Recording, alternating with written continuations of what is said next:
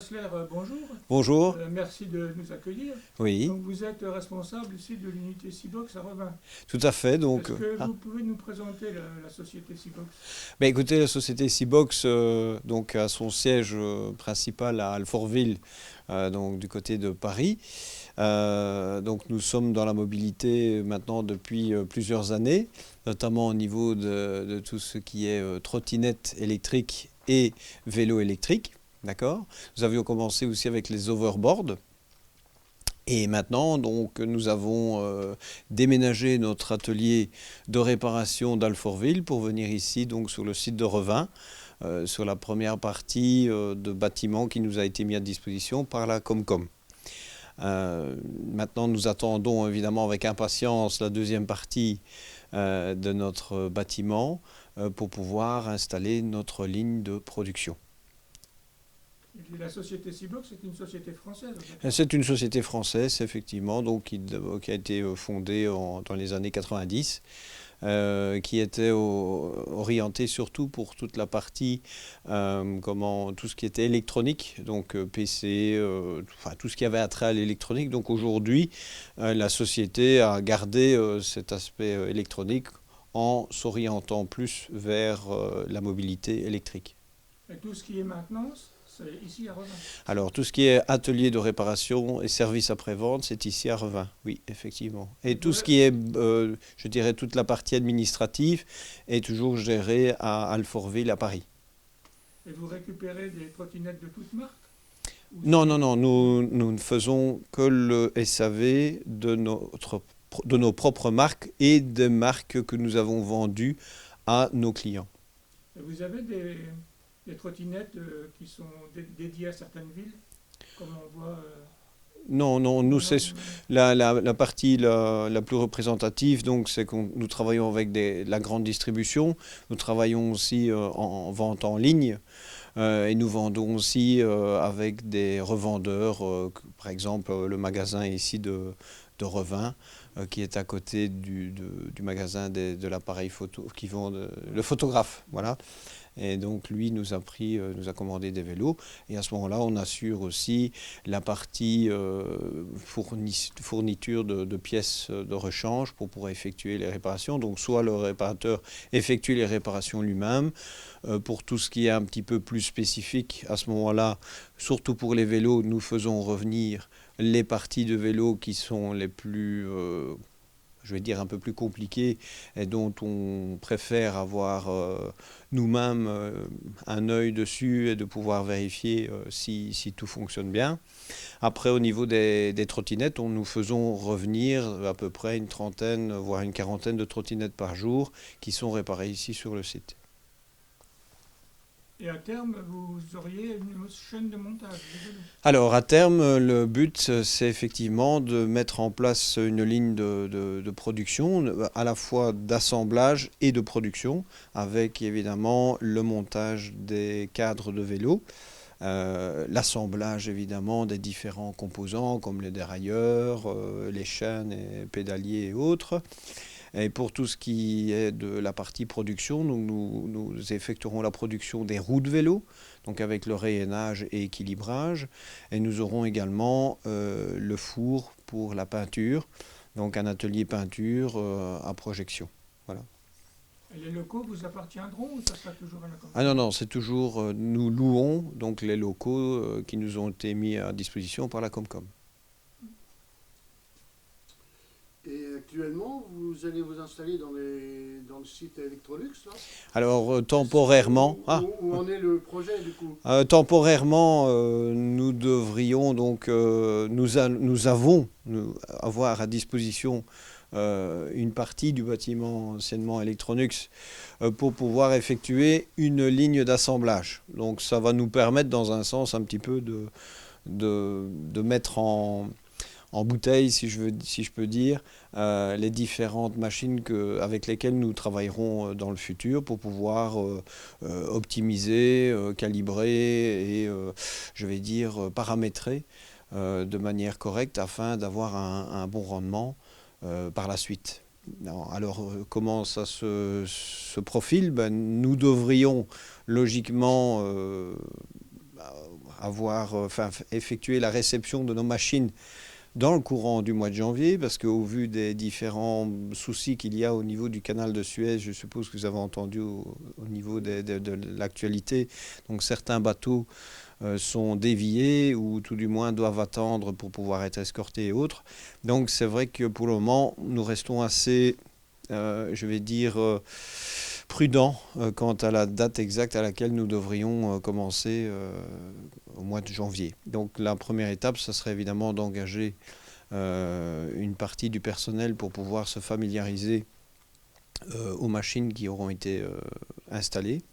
Et ensuite, de faire grandir en recrutant plus de personnes par la suite pour pouvoir augmenter évidemment le volume d'assemblage. Puisque là, je ne peux pas parler de production en soi, ça sera vraiment que de l'assemblage. Donc c'est de l'assemblage de vélos. Donc on reçoit les roues, je vais dire, déjà cerclées, mais le rayonnage se fait quand même au travers d'une machine.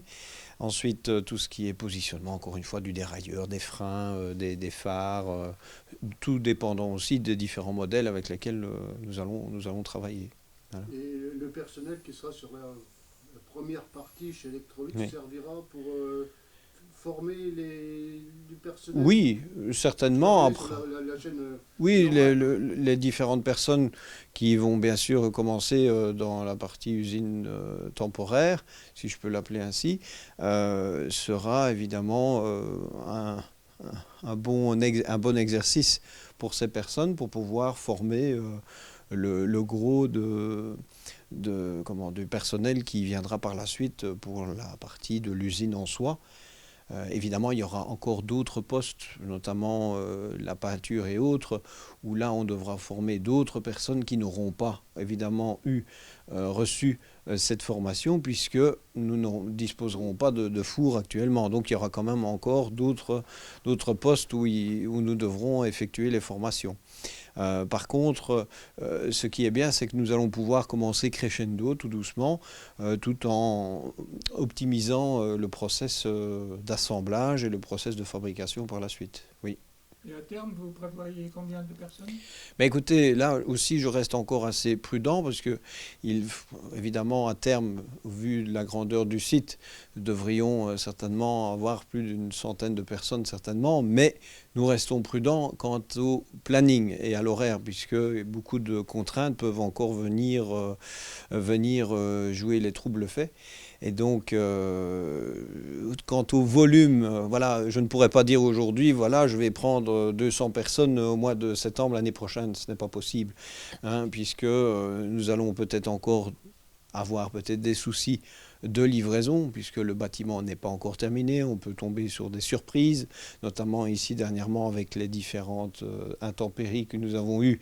Les travaux ont pris du retard sur certains points des travaux, donc évidemment à ce moment-là ça peut poser problème. Donc voilà, nous restons très prudents. En tout cas, il y aura évidemment du recrutement par la suite. Déjà nous sommes ici en phase de recrutement déjà pour la partie temporaire, donc notamment notre collègue qui s'occupe des ressources humaines est actuellement chez Pôle emploi pour effectuer déjà les premières interviews avec les différentes personnes qui nous ont envoyé leur CV. Nous sommes au premier poste de la ligne de réparation, enfin un des postes de ligne de réparation. C'est ici qu'on va pouvoir tester la charge et la décharge d'une batterie, de regarder un petit peu si celle-ci a encore assez de capacité au niveau voltage. Donc c'est le check batterie. Ensuite, vous pouvez voir ici les différents collègues qui sont en train donc d'effectuer les diverses réparations. Donc ce sont des réparations mécaniques ou électroniques. Tout dépend. Donc ils vont être amenés à aussi avoir besoin de pièces détachées. Donc ça, nous avons notre stock qui se trouve au-dessus de la mezzanine et qui permettent de réparer donc la plupart de nos pannes. Alors aussi des fois, voilà, on doit aussi chercher un peu des petites astuces de réparation, mais en règle générale, ils disposent du matériel nécessaire pour pouvoir le faire. ce que nous faisons aussi, c'est du recyclage.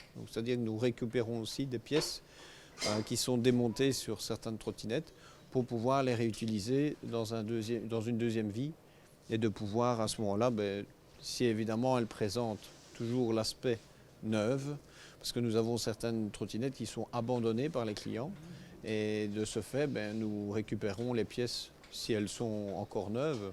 Tout simplement, nous récupérons les pièces et nous les remettons sur un deuxième circuit. Vous pouvez voir aussi de ce côté-là, nous effectuons ici le tri sélectif de nos déchets. Donc principalement du D3E. Du D3E, c'est tout ce qui est plastique, tout ce qui est électronique, plastique électronique, tout ce qui est attrait avec des fils électriques en soi. Ensuite, on va retrouver évidemment le plastique dur, on va retrouver les chambres à air, les pneus, on va retrouver évidemment tous les emballages des différents composants et trottinettes et autres. On va pouvoir aussi retrouver évidemment les moteurs qui, dans un premier temps, sont testés et peuvent être aussi réparés. Voilà, donc là on peut voir qu'il y a différents moteurs que ils sont en attente de check pour pouvoir vérifier si on peut également aussi les réparer, oui ou non.